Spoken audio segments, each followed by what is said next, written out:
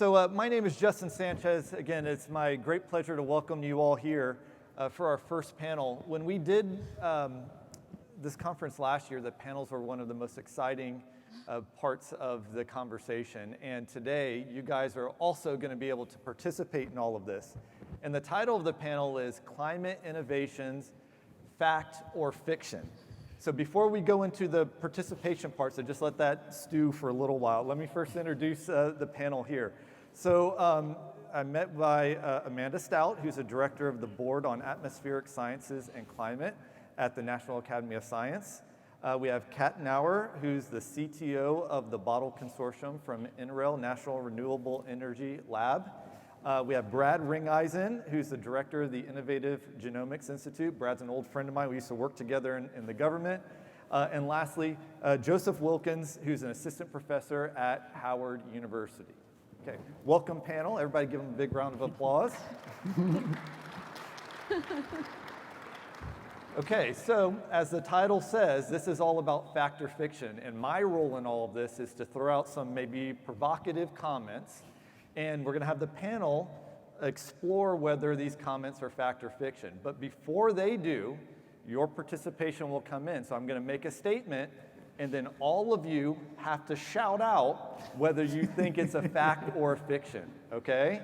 And again, don't be shy, because if you are, we'll find another way to stimulate you guys to participate. So let me start with the first one, okay? Society is willing to pay for climate innovations, fact or fiction? I don't know if I heard, one more time. I heard a lot of fictions in there, so over to the panel now. Fact or fiction? Who wants to take the first one? Well, yeah, I could jump right in and say, yeah, 100% fiction, right? If it was fact, we'd have it done by now, right? So, you know, we've seen the government, they claim there's a lot of money being pushed to these issues that we have, and everybody knows the data is showing that climate change is on the way, fastly on the way, and we need to do something now, do something new, do something now. Millions of dollars here and there, but nothing's getting done. So where's that money being spent? Who knows? Yeah, I think it's inherently a problem when the implications of a societal problem are not right in front of your face. If it's 20 years, 50 years out into the future, it's very difficult for a society to collectively say, yeah, we want to take action and we want to try to do this. So I think what you see are scattered hit or miss efforts. I'm out in the Bay Area, out in California. You see some sporadic investments by private individuals and foundations, but it's difficult to really make the concerted, forward-thinking types of impacts that you need to really make a difference. Yeah. Hey, Brad, let me build upon that one here. All right, so here's the next one. So get ready to say what you guys think it is, fact or fiction. The rich or philanthropists should fund climate tech versus the government. Okay, and there are a lot of wealthy individuals that are already funding this now. Fact or fiction? Fact. Should they continue to do it versus the government? Fact? Yes? All right, Brad, over to you. Should they continue? You're not going to get me to bite the hand that feeds me, Justin. So let it be stated that Brad Ringeisen appreciates philanthropic support. That's about 80 to 90% of my institute. So, but I think it's an interesting question about the priorities. What are the priorities of these organizations and these individuals? And each individual, at least in my experience, is really different. And I think on the positive side, we've entered into things that some of these foundations and individuals call learning sessions, where they actually come to Berkeley and they talk with some of my scientists or talk to myself, and we enter into a discussion because they really want to learn. They want to know what's possible, what's not possible, what is fact, what's fiction. And in those circumstances, I found it to be the most useful, and I really have seen a willingness that it's not just an immediate solution. They're thinking about the long-term solution, the sort of the right solution, the science-based informed solution. That's not the case for everyone, not the case for everyone. I have to argue with you there, because we need that good old government commodities, right? So NSF, NASA, NOAA, all these groups heavily fund my group, heavily fund many other groups. And the thing is, it's actually not enough money, because until I became a professor, I didn't realize how much $1 million really isn't. So you can give somebody $1 million, then half of that goes to facilities and associates. So now you only got maybe $500,000 to actually do research with. And the average grad student is about $100K a year. average postdoc is maybe 150. It depends on what city you're in. It could be a little bit less. So the amount of money we're spending on things that aren't actually research is really killing these grants, right? So, Amanda, you want to get a word in, or Kat? I was going to say, I think it's both and. I mean, I think we need everybody to be putting their funding and their efforts towards this problem. I think there are things that government can support and should support, and other kinds of things where philanthropy is well suited to take on those challenges. The places where I think it gets a little bit dicey is when we're having private funding for things that may not have wide social acceptance. Solar geoengineering is the one that comes to mind. I think there's a lot of concerns around having private philanthropy going out and funding someone to engineer our planet. And I think there are ways that we could set up systems that would allow us to provide some governance of that sort of funding and allow some of that research to move forward. Sure. Yeah, and Amanda, I think to stem even further from that, we see sometimes the philanthropic funding be skewed in a direction that doesn't necessarily make the biggest impact on climate. And as we see more of these Department of Energy and other offices, FOAs come out and targeting all these areas that have massive carbon numbers associated with them, but they're not sexy topics. And then we see a lot of the philanthropic and VC world go into more of the what looks sleeker and cooler to invest in, if this makes sense. And so maybe perhaps to the future, how do we convince that private sector that some of the topics that aren't necessarily really cool and sexy in the media, but have the biggest impact on emissions and climate, how do we get that message to that sector, I think, is a big question here. Great. And that's where we see a skew in those two. But I agree to the yes and both are needed. Awesome. Thanks so much for those comments. Truly terrific. So let me pick up on your comment about carbon, and let me do the next one. Okay, audience, get ready for your fact or fiction. All electric cars and related infrastructure are carbon neutral or negative. Fact or fiction? All fiction. Okay, it sounds like we all agree on that. So who wants to address this one and see if you agree or don't agree? Or are we, if we're in a consensus, we're like, hey, we got this one nailed down, on to the next. I mean, I can give one, yes, agree. Fiction with the crowd. I was just in Italy this past week, where in the city of Milan, they have banned all diesel cars from entering the city between 9 a.m. and 7 p.m. because of how poor their air quality is, which seems, like, wow, look at the city making this big commitment and actually doing something. However, the Italian energy grid, it cannot handle charging the EVs of every single citizen within that city. It will collapse. And so you look at that skewed infrastructure, and also there's a lot of energy that still is going to go into charging each of these vehicles.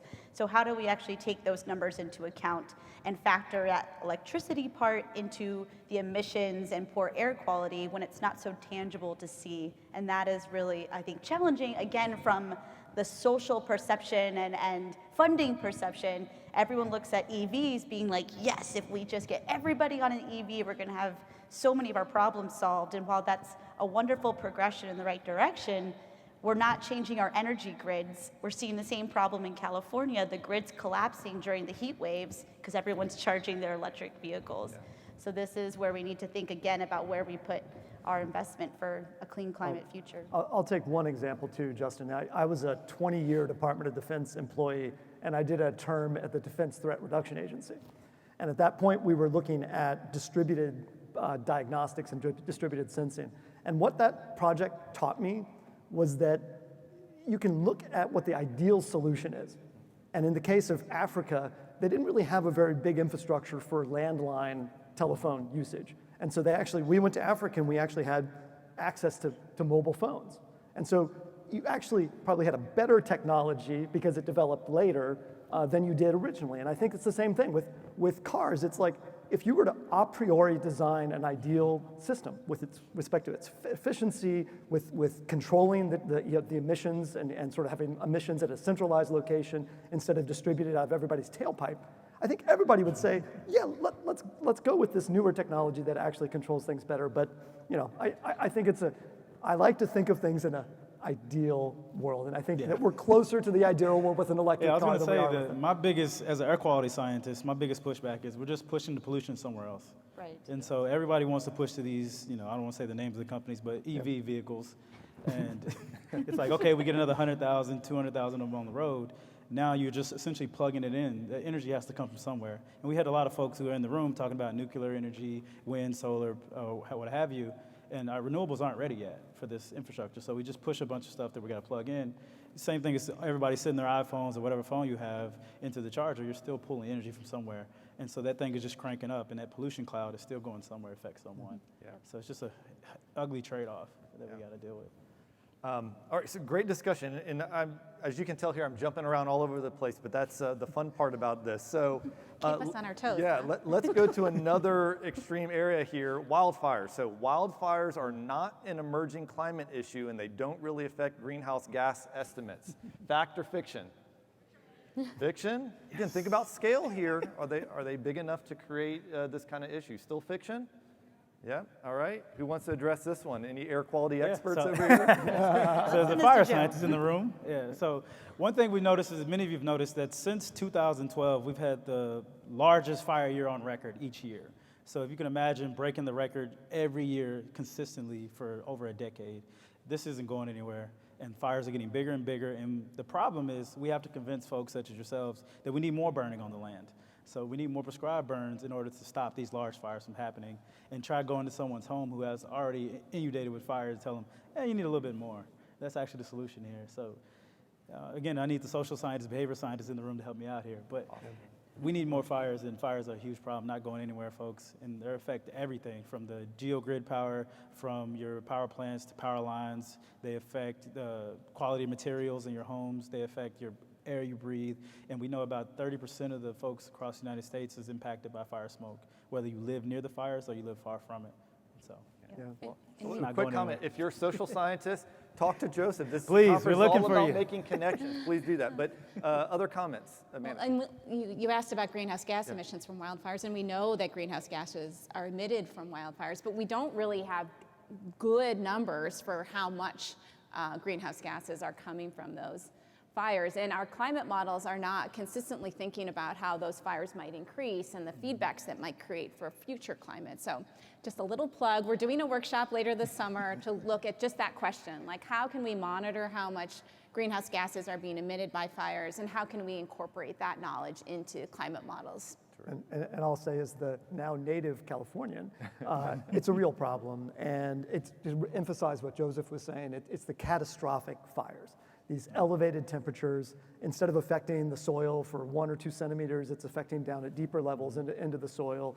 I'm a biologist, we're a genomics institute. We're looking at ways to potentially modify grasses to get deeper roots, maybe even trees to make them more disease resistant so that you don't have as much dead wood that would be fuels that help fuel these catastrophic fires.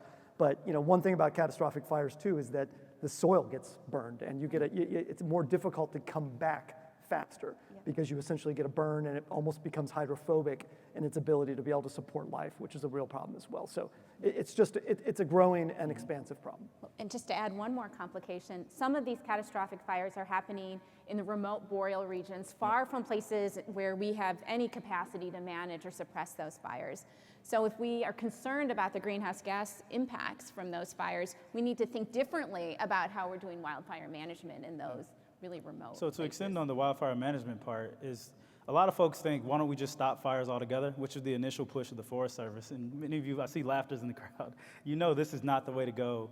And the reason why I tell people this is that a lot of people don't know there's certain animals that rely heavily on fires to exist. There's certain biomes and certain plants, bushes, whether pine needles, that need it to germinate. So they have to reach certain temperatures before they can reproduce. And so this is something that we have to balance with humans dealing with the fires and running from the fires. And I tend to tell people just move away from it, so the wildland-urban interface. But you tell somebody who's Oprah, Ellen DeGeneres, for example, whose house is burned down in fires, to move away from their $1 million home. So it's really hard to do. So we can use your help there too. So through this discussion, I heard a little bit about the land, okay? So here's the next fact or fiction for the audience here. In the future, all carbon will be stored in the landscape. Fact or fiction? I only heard one fiction in there. Wait, there's got to be more opinions. What do you guys think? More fiction? All right, okay, across the board, fiction. I mean, considering that we've now reached more human-made material by weight than the living biomass on our planet, then no, it's not going to be it. That's the sad, heartbreaking reality. We've gotten that far that now we have no choice but to sequester carbon in other means and not rely on the landscape to do this for us. And those numbers alone are the reason why. Well, let me make a distinction here. So a lot of people want to try to pump carbon underground and store it that way. Might there be other alternatives to that? Any ideas? I'll plug my talk for tomorrow, Justin. I'm speaking tomorrow afternoon, and one of the things that I'll quote is the fact that agricultural lands have lost close to 500 gigatons of CO2 equivalents. That means, I think in my mind, it means that it's proof positive that you could put carbon back. And that's not pumping carbon underground, that's just making the organics more available and more stable in some of those soils. And I think the last thing that I learned, I work closely with somebody named Jennifer Petridge at Lawrence Livermore National Lab. And Jennifer emphasizes always, don't go to carbon-rich areas, go to carbon-poor areas. So if you can get marginal lands, if you can have lands that are of poor nutrient quality, those are ripe potentially to be able to put carbon back and to be able to increase the fertility and the carbon organics that are in that soil. And I do want to say, I do think that there's a lot of opportunity for sequestering carbon in these areas, exactly like you said, Brad.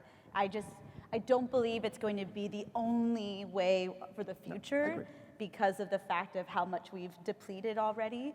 But all of those mechanisms that you just outlined, I mean, we're doing these at NREL as well, and this is incredibly important, a beautiful, natural way to put carbon back. It's got to be into the everything, earth. though. It's got to be a mixture of. The scale is so large that we Agreed. have to look at I multiple. was say I got a crazy idea. We just put more trees out on the land. There you go. Oh my God! Talk about philanthropists. I'll bring it full circle. I talked to an unnamed philanthropist, and he I'll was dig the first convinced hole. trees. He just kept saying trees, trees. Crazy idea, you know? What a lot of yeah, the for you. proposals about storing carbon in the landscape don't think about is that it requires massive behavioral change to get Yes. people to actually do the kinds of things that we scientists are saying we should go out and do to store carbon in the land. And we have decades of experience of trying to get agricultural innovations to be adopted by farmers with modest success. And so we really should be honest about how practical it's going to be to put some of these things into practice. I'm a longtime Navy employee as well. I think the ocean and the bottom of the ocean is a real opportunity space as well.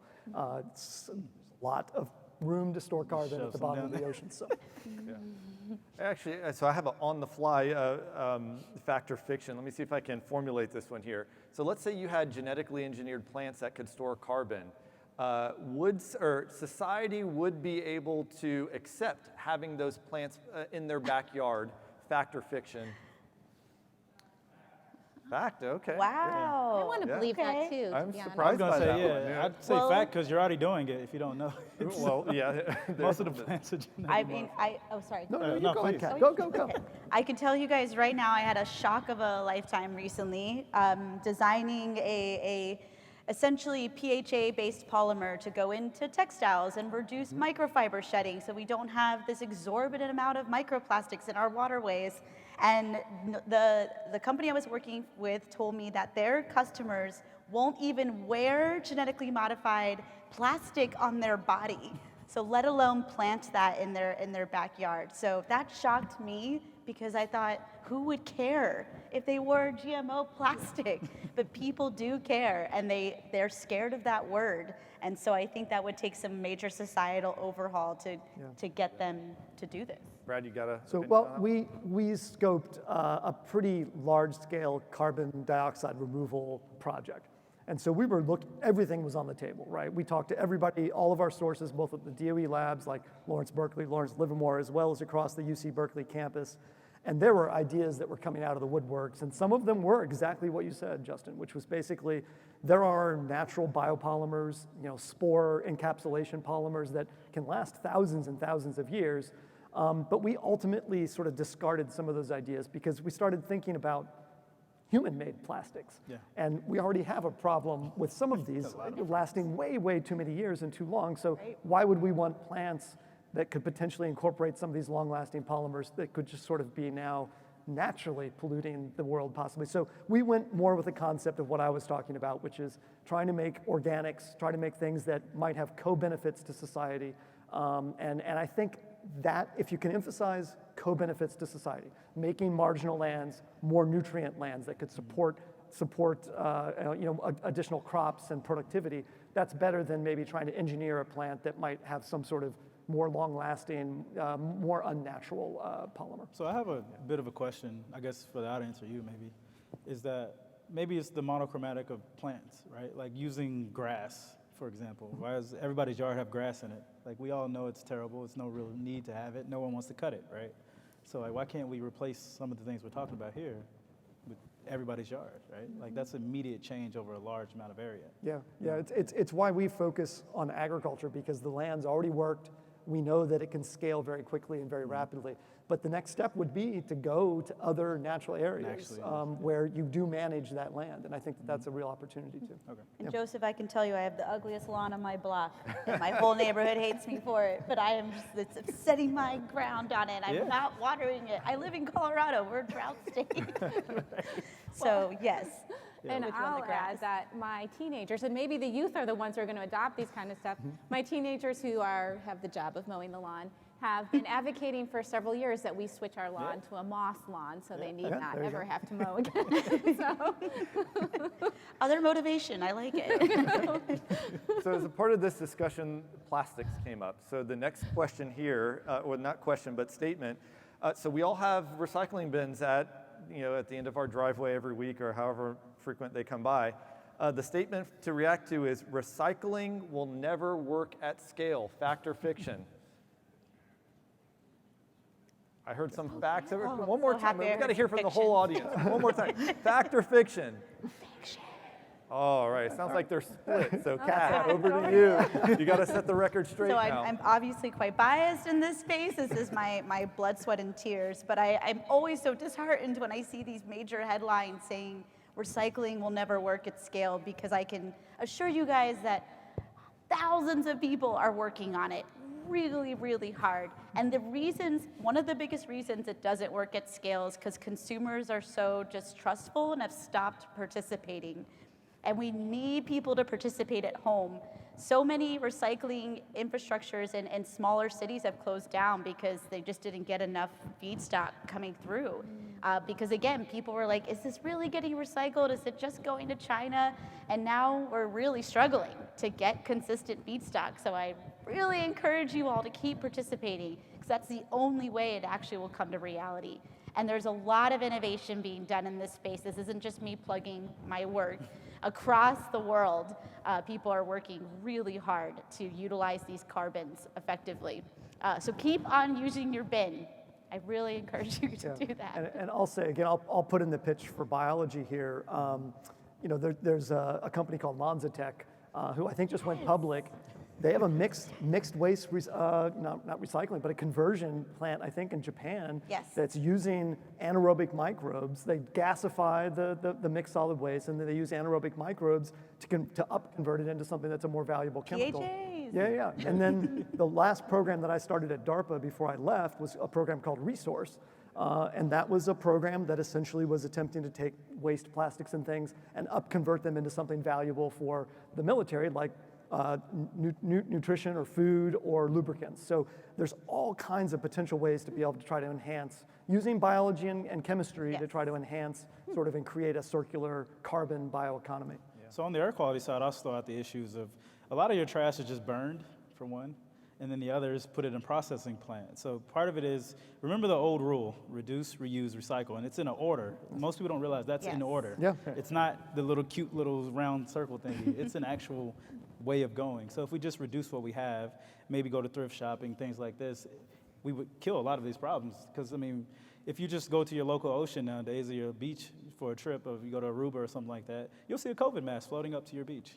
And so these things are going to be around for a lot longer than COVID will be, hopefully, right? So it's like you start to see all these things that we're creating in our society, like there's straws everywhere, killing the turtles, there's bags of plastic everywhere, and we're trying to move to brown bags, but they're not degrading fast enough, and all these things that we're going to see. And reusable bags, how many of us have got reusable bags from every event we've gone to? And now you've been collecting them. I collect them and I go to a different country every time I get a reusable bag, right? And then I have a whole collection of those things. So we've all contributing to this and we don't realize it, you know. Okay. Well, let's switch gears a little bit here. So here's the next statement. Nuclear, solar, and wind are all equal and the preferred sources of energy. Fact or fiction? Fiction. Unified group on this one here. Any thoughts? Any takers? I mean, I guess I can jump at this one. I personally hate nuclear. And mostly it's because as a minority, like they tend to put them near minority homes. And so a lot of these, like my hometown, Louisville, they were petitioning for the churches, actually, to convince the society and the citizens around to put nuclear plants as well as methane plants, which methane's a lot worse than nuclear. We can talk about that until we get, blue in the face. But wind and solar aren't catching up fast enough, and a lot of people think they are because it looks sexy to put solar panels on your home, which really isn't efficient. You might be doing 3 to 5% in some cases if you're not treating them well or maintaining them. And so if you've ever seen a wind farm or if you've ever seen a solar farm, these things take up quite a bit of space and quite a bit of real estate. And, real estate is expensive. And so using it as a long-term thing, we have to rethink how we do this. And there's a lot of places where, they're starting to put wind farms on the highway, so now you're generating the wind as the cars are driving by, so it's like that cross type use. And so we might have to rethink how we're doing these renewables, as opposed to just going to New York and just putting a bunch of wind farms off the coast right there. It's like, that's not really going to be the end solution. Any So other that's thoughts my from the opinion. panel? Yeah. Yeah, thank you, Jed. I would say that we all try, so much of society, whether it's recycling, whether it's energy and clean energy, we're all looking for that pie in the sky, that beautiful thing that solves it all. And I think we just tend to forget that working in tandem and working in harmony is likely the best path forward. As Joseph was just saying, there's a way to combine all these innovations and so the new solar sidewalk panels that they're making so we can walk on them and obtain solar energy. If it's all wind, bad things are probably going to happen. If it's all solar, we'll lose all this land. If it's all oil and gas and coal, of course, that's not very good. And if it's all nuclear, we now have a potentially wonderful technology, as the chemist inside me loves nuclear energy. But I completely agree, while being a great technology, when it goes bad, as we all know. And it's usually in areas that are more affected and ignored by society, and that is a big problem. But these things could all work in tandem together. And I wish we'd see more of that investment of how do you integrate systems.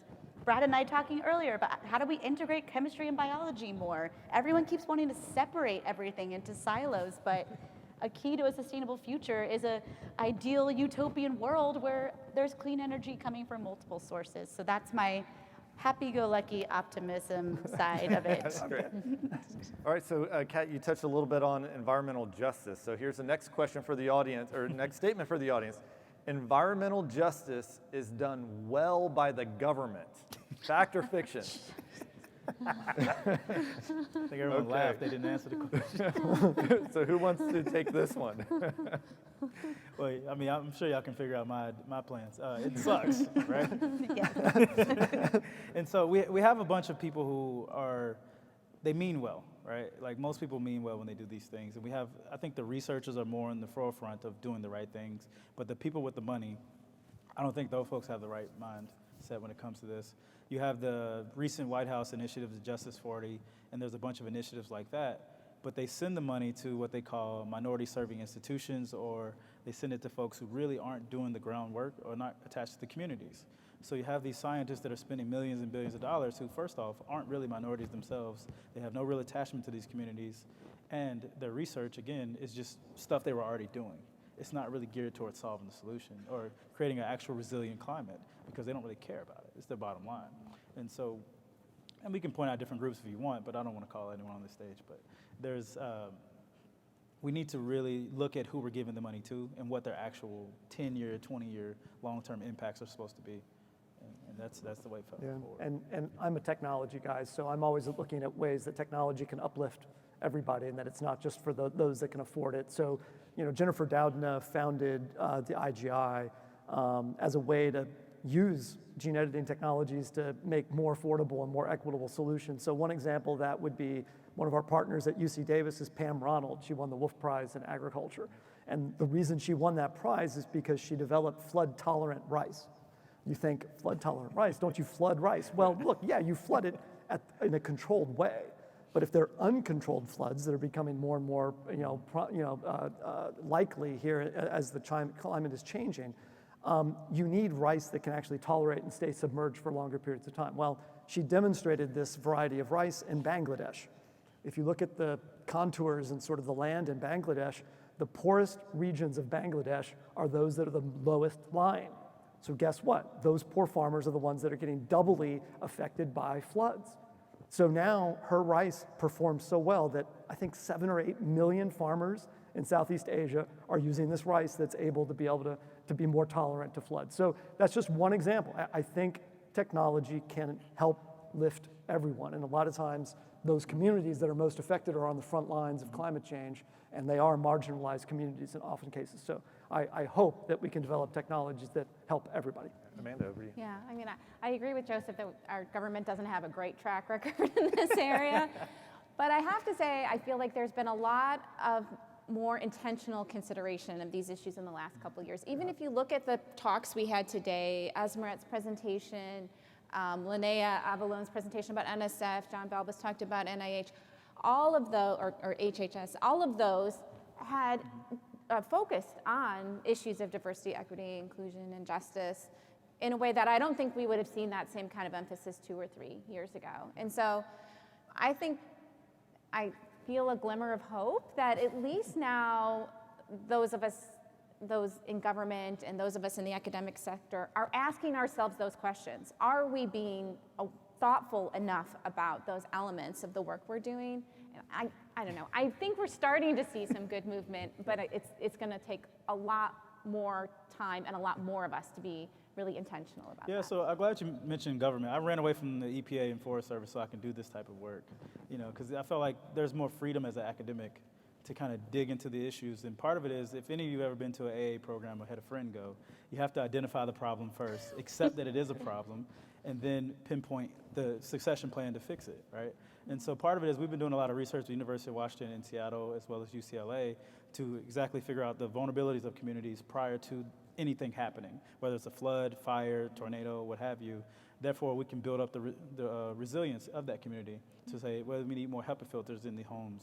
We need better windows so they can prevent pollution from coming in, or whatever. Maybe the kids don't go to school that day. Simple things like this, or outdoor workers aren't going to work during these hours because it's high temperatures. And so we can tend to meet this environmental justice program that way, because we already know telling folks that this low socioeconomic status neighborhood is problematic, we need to add these things to it is not the answer, because it's not really going to move the needle, but it can help. And we know that pollution is going down across the board, but for certain communities that are marginalized, it's still staying pretty high, relatively speaking, compared to the other ones. Yeah, one of the realizations over the last few years is that the National Weather Service doesn't have monitors in some of the places that are the most vulnerable. exactly So we it. don't actually even really know what kind of extreme heat exposure they're having. And so just asking that question, like, do we really have the right distribution of our observing networks to be able to support the needs of those communities, I think is already, having some impact. And there's also a major focus right now to implement social and environmental justice to life cycle assessment metrics. And I know sometimes that can sound kind of icky to some people because it's quantifying human experience and human suffering in some cases, but at the same time, we've never considered those before. When we develop a new technology and we say, look, we reduced greenhouse gas emissions by 20%, thumbs up. But if your solid waste product is cytotoxic and it's being released, and then you build that plant in an area that's already been suffering from climate change more so than others, and yes, maybe emissions are reduced, but now you've introduced toxicity to their water system. And so we're finally starting to bring metrics into life cycle assessment that include social behavior, which we've never done before, and is really tough to do. As you guys know, how do you quantify social suffering or social experience? And so I'm excited that we're doing this, because now at least these metrics are on the board, and when a startup company is like, I have an amazing chemical plant that I want to build, we now can bring these metrics into it, hopefully using those to guide how we actually scale technology and make it more efficient and stop hurting communities that have already I'll give been a suffering. quick example to that. It's like lifestyle, right? So we did a study where we were looking at northern China versus southern China. And it was just based off how they cook their food, their lifetime expectancy. So northern China used cook stove and coal to cook their food, while southern China used a different method. And the lifetime expectancy was 10 years difference, just based off that one thing. And so if you can go into communities and look at that type of differences and say, hey, we can easily change how you cook, even though historically you've done it this way, you might need to change if you want to live longer. And then give the community an option versus, educate folks, because some people are going to do what they do, right? And you just need to have that education where they can say, I chose to die this way. And I'm fine with people doing that. But I want you to know that this is what's happening to you. Yeah. We all just want a choice, right? Exactly. So Joseph, you bring up a great point about people's wants and needs and how they live their life. So here's the next statement for the audience.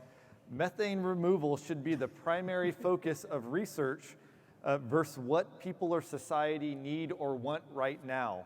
Fact or fiction?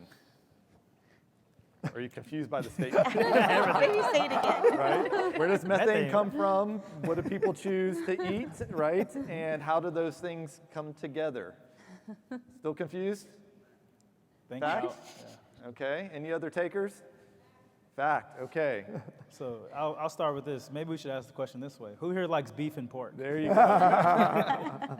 So that's essentially some of the biggest sources of methane and ammonia we have in America, really. So you have these large mega farms that are just producing large and large amounts. So they're almost like, you can see it from the satellites clear as day. And it's like, you can pinpoint exactly where the animal farm is. Or if you drive by, you can smell it really quickly. So, yeah. Any other thoughts, Amanda? Thoughts on? Well, I'm going to abstain from answering the question because we're just starting a new study on atmospheric methane removal. So these are strategies by which you could remove methane from the atmosphere and convert it into CO2 or otherwise dispose of it. And so I don't want to, bias Don't the wanna outcome bias of it. the It's still the fact that the national academies are looking at this and studying it as a priority in the different areas that are associated with it means that there's an issue out there that we as scientists need to consider, right? So we'll say And, this. and actually, Oh, the first question that the committee is asked to address is where and when might atmospheric methane removal be useful or justified? And so how might we consider using this? Whether it be adjacent to a feedlot or if there was a break-in in oil and gas infrastructure, could we, deploy something in that area or something like that? Yeah, I was going to add that, you can tell that the funders of the government or the private industry have took less of a care about this because funding has gone down. So like, if you go to some of these major conferences like American Geophysical Union, American Meteorological Society, the amount of methane studies you'll see or abstracts submitted are dwindling. And so I don't know if that's a direct fit to what research is caring about, because the hot thing is fires or EJ work nowadays, so the funding has gone away. But methane issues haven't, as you mentioned. We're still trying to figure out a lot of the details there. But we know there's a lot of sources that you can pinpoint quick as day. But the funding just hasn't seemed to support it for whatever reason. I'll say two things quick on the funding. There will be 2 announcements. I can't say anything right now, but I am pretty well aware of Answer my 2 question. pretty major announcements that are going to be going after enteric methane emissions from livestock. So stay tuned for the next 2 months. I think there'll be an interesting conversation about what funding might be available.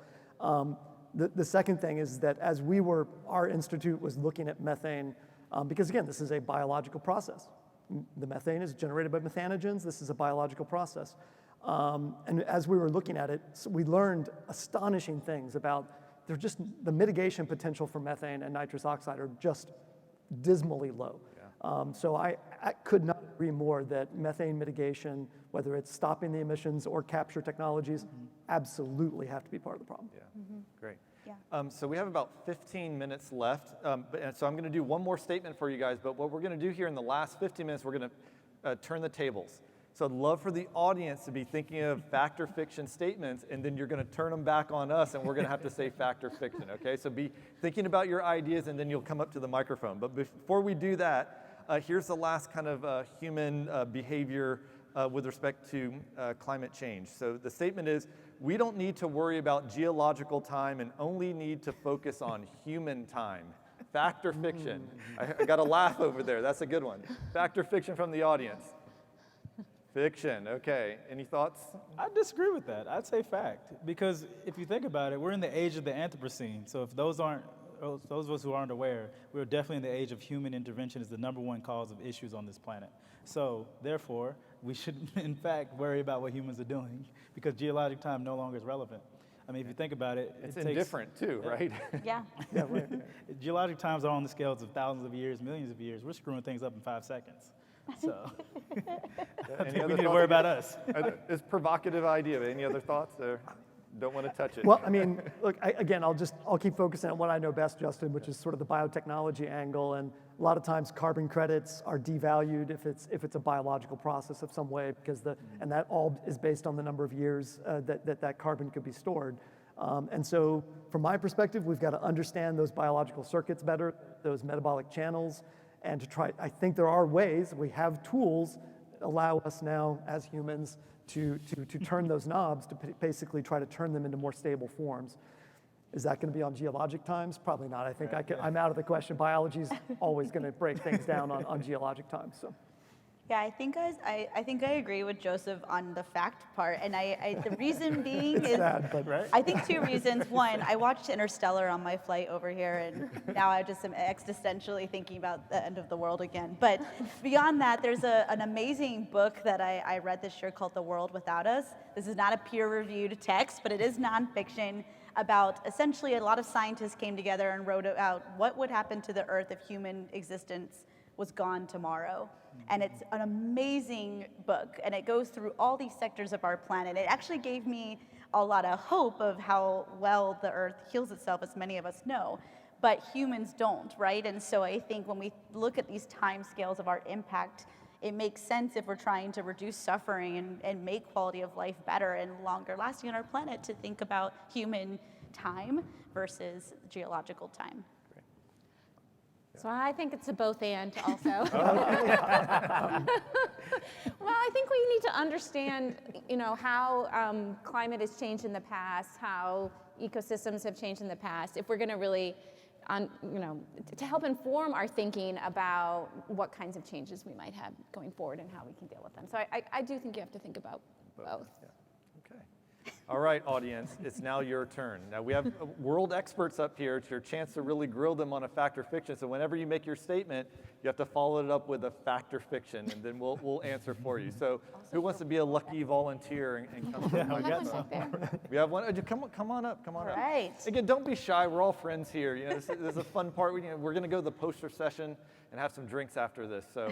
Don't worry, I'm not shy about this question at all. All right. Let's hear it. A nuclear power plant will be built in our lifetime on U.S. soil. Ooh, that's so All good. right, you got to put the last part, fact or fiction. You have to say the fact or fiction for us. Oh no, I can't. You just Oh, say you can- fact or fiction. All you have to do is yeah. just say fact or fiction. Oh, no, you don't have to choose. No, Go you- ahead. it's too I, fast. But you're asking- fact or fiction. There you go. Okay. You're asking for Yes. Panel. Are we In our going to have a lifetime, new? yes. I'd Yes. say yes. I say yes, but I'm also. Some of us are younger and older than others. I don't- We got a little bit more left on the clock. Yeah, it's gonna be there. Well, then how about a why? If you got a yes on there, why? Why do you think it'll? I work at the National Renewable Energy Laboratory, so I have a little bit of insight, I think. But that's why I say yes. Okay, good. Any other thoughts? I don't know anything about nuclear, so this is a completely uninformed opinion. But I'm going to go with yes too, and that. But well, correct me if I'm wrong, Kat. But in that it might not be the nuclear plant that was built 30 or 40 or 50 years ago. Yes. It will likely be a smaller Don't think Homer Simpson. modular Yeah. kind of nuclear plant, which could address some of the equity issues because it could go in places that don't have access to the grid. So I think that might be what happens. And I'm glad that Kat agrees with me Yeah. in my completely uninformed opinion. Also, my sister works for Schneider Energy, second insight. That's I'm terrific. thinking I more can't top the pessimistic side of things, which I think war is going to cause innovation there. So I think removing ourselves from other partners that we share energy renewable sources Yeah, with, or that non-renewable could- sources that could drive it a It's certain going to help direction, push right? that need, and I think that's going to push us the next 50 years to have it. Okay, great. All right, next in the Good list. Again, question, though. hey, wonderful statement. Thank you so much for that. Yes. All right. So my challenge is private capital can be better deployed or aligned for just transition at scale, factor fiction. Then what trend? Can you say that louder? Yeah, sure. Private capital can be deployed at scale for an effective just transition and reduce climate inequities, factor fiction. Private capital as being the almost facilitator, enabler. I mean, private capital is, profits drive private capital. So I think for overall societal good, sometimes private capital has a hard time delivering some of these solutions at scale unless they can be made profitable. Well, that's it, sustainability, right? You have to have sustainability somewhere in there. But Yeah, I was going to say, I think private capital can drive the initial innovation that gets us there, and then we have someone take over it. Right? I think that's what private equity comes in, because we need that startup, that seed funding for that new company to design something, and then someone else can automate it. So I'll use an example. There's a feed additive for cows that actually can help reduce methane. Well, one of the side effects is, methane is energy, right? So if you reduce the amount of methane emitted, that means that the cow can actually help convert that to more biomass. So you can actually increase the productivity of the cow. So there are several startup companies that are looking to invest in these feed supplements because it actually increases productivity of the cow. So the farmer could benefit in addition to the planet. So let's try to focus on those solutions. Let's try to find solutions that can provide co-benefits, profit, everybody's happy. great comment. Amanda, yeah. So I think private capital can be part of that, enabling that transition at scale, if there is the right kind of public pressure to those companies to make those kinds of changes. So the investors, the shareholders, the customers need to be part of pushing those companies to use their private capital in a way that's supporting the kind of transition we want. The last piece I'll add to the reason why government shouldn't lead this is government moves slow. So if any of us I've worked with the government for 5+ years, and maybe others may have done the same, it takes a long time to be innovative there. It takes a lot of time to get through the red tape and get the approvals, and by the time you get all that done, you're 3 years behind in your research. And so that's why I think private. This is very true. Private capital is agile and fast, and it can get us to where we need to be. The problem is the tech boom kind of ruined this for us a little bit, in that now so much private investment is expecting boom, boom, boom, turnarounds in investment. They're going to be millionaires in a few years. As someone who came from a startup myself, trying to get an investor to say, well, this chemical plant will give you a return on investment in 10 years. They're like, yeah, but I just invested in an app that made me super rich overnight. So we're in this weird dichotomy world of, we know we have to move fast, but we can't move that fast because it's actually impossible. And so this has been a tough part for the private sector, I think, to grasp. But it's slowly starting to change, and they can help us get to scale. I do believe that. And Kat, to build upon this, and this is also for the investor community or anybody listening on this, layers of investment that are kind of milestone driven, that you get to certain points and you can add on those layers. That's what helps to make it sustainable in the long run. Agreed. So, great comment. All right, up next. My question is much more easy than the one Alan asked, but tricky one. So imagine next week someone questions, is it the right thing to fly on an environmental conference? And you say to the person, well, as far as I will do more good in my life, that will offset the flying to the environmental conferences. Fact or fiction? All right. Wow. This is an issue we weighed on this conference, right? We all have to come together, but we create a carbon footprint when we do that. So what is the collective? I can make a laughing statement about this. So I work with the American Geophysical Union, and we have a meeting called our fall meeting, which is usually in San Francisco. It's about 30,000 scientists flying on to one city. Now, from all over the world. This sounds like one of the dumbest ideas you think you've heard of from a Geophysical Union related thing, and I agree. It's not the way to go, but it's how else do we do it? And it's one of those things I think humans are kind of lazy with. Like we found out real quick during COVID, we can do things other ways. We just need that motivation, right? And I think someone said it earlier that a lot of humans are motivated by fear. I think it was one of the behavioral scientists that said that earlier. And so maybe we need to be fearful more than we are now. We're too laid back, maybe, that's the thing. Other perspectives, yeah. Yeah, we think about this a lot too, because at the National Academies, we host lots of meetings and workshops and conferences and that kind of stuff. I think right now, we're looking at a model where we're reducing but not eliminating that in-person component of our work. I think there is still some really important insights that come from people interacting with each other that are hard to replicate online. Yeah. But there are many other things that we can do and do better through a virtual platform. I think the representativeness of the kinds of voices that we've been able to bring to the table has increased dramatically.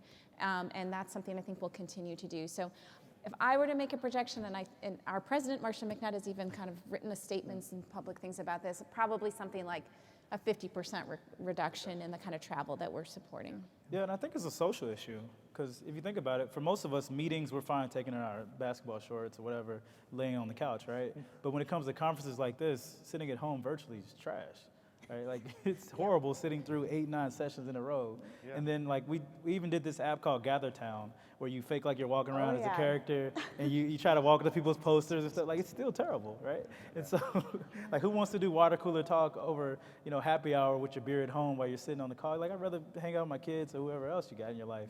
And so that's the rubber meets the road. And I've always said that the most important part of scientific conferences is out in the wings.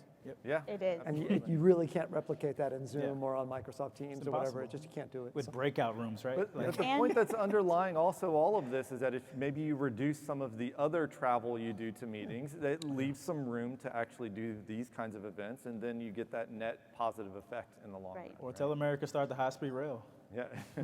And I mean, I'm just going to throw out some numbers to put some perspective out there to help us all feel a little bit better about ourselves because, love the numbers. But in the grand scheme of emissions and pollutions, transport, air travel, and car is 11% approximately of emissions across our planet, while industrial manufacturing, including plastic production, textiles production, is on the order of 40%. And so if we really think about we talked about reduce as being the most important R, that is really where you make a big impact. And feeling guilty about traveling to conferences, yes, of course we should reduce our travel, but don't do that to yourself. Think more about how you can actively reduce in other ways. Textiles alone on a yearly basis is more emission intensive than international air travel and maritime shipping combined. Wow. Think about that, the clothes on your body. So I think we tend to be skewed toward transport being our biggest emitter because again, VC and other companies are like, we're electrifying everything, and that's great, but I don't think me personally, I don't think we should guilt ourselves into being worried about traveling to conferences when so many other aspects could be circularized and minimized more effectively and have a bigger impact on climate, so. A really thoughtful comment. Thanks, Kat. All right, Dan, over to you. All right, so speaking of the industrial impact, so industrial carbon drawdown technology, direct air capture, enhanced rock weathering, things like that, can make a real dent in climate change, and we should be investing in it. Fact or fiction? There you go. All right, I'll start. We did do a study about negative emission technologies a few years ago, and direct air capture is one of the technologies that we know can remove carbon from the atmosphere. The cost is still quite high. And so I think it can, if we do some more work to bring down the costs of those kinds of technologies. And to add on that, I would just say I totally agree with Amanda. And the second part is, what do we do with what we've captured? Can we make it into something useful? If yes, then I give it a thumbs And up. you get a cat stamp of approval. It's cat stamp of approval. Great. Any other comments? All good? Yeah, no, Okay. I'm not All right. touching that one. We're almost at time, so you might be the last comment here, so no pressure. I hope this is a fun one. A sole rogue state actor will unilaterally engage in solar geoengineering without international buy-in in the next quarter century. Fact or fiction? Dang. Ooh, that's a heavy one. Anybody want to go there? So, I mean, that is something that's been suggested a number of times. There's some good novels about that idea, if you haven't read them yet. Termination Shock is one, Ministry for the Future is another. But a lot of people think the geoengineering is the third rail. I mean, this was going to be another Yeah. thing that we were going to discuss, so Yeah. I'd love to. Yeah, I don't personally think there's going to be a rogue actor. I also think that if there were, it would be relatively quick that we would be able to detect that it was happening, and there would be a significant public backlash to that sort of thing. And so I don't necessarily think that's going to happen. Whether our international community will have to seriously think about solar geoengineering, I think that is something that we might eventually need to get to. And serious scientists are having those conversations right now. I mean, geoengineering is a very big fear of mine personally, because I mean, people are trying to control the weather. I mean, crazy. imagine if you could Yeah. control a hurricane and where it goes. Like, this is a huge war weapon. You know, right now, if you heard of a recent president who was talking about throwing a nuke at a hurricane, there's not nearly enough energy to do anything to it. It's like throwing a twig at a tiger trying to fight it, right? So if somebody's smart enough to figure out the technology to control anything, even make it rain consistently, like, we tried cloud seeding and things like that, but to do it on a consistent basis that's reliable, if somebody can figure that out, that's dangerous. So I actually don't want us to figure that technology Well, I'll focus on the single rogue actor aspect of it. Okay. And Justin, you and I, we've thought about this extensively in our time at DARPA, where the answer was usually a single rogue actor doesn't have enough knowledge to be able to actually enact it successfully. Yeah. So I would probably, if I was forced to answer the question, I would say someone's going to try it. Oh, yeah. Because they'll always try it, but will it actually succeed in any kind of global effect? My answer would probably be no, because it's going to be much more complicated and much more difficult to do that. At least in my experience with CRISPR technology and gene editing, it takes a village of scientists actually with make it work, all right. kinds of And different at pieces scale. of knowledge Yeah. to be able to actually get X% of editing efficiency. So something like Geo, I mean, it's going to take gonna take a while. state-sponsored or some sort of larger. So a single rogue person, I think it would be very, very difficult.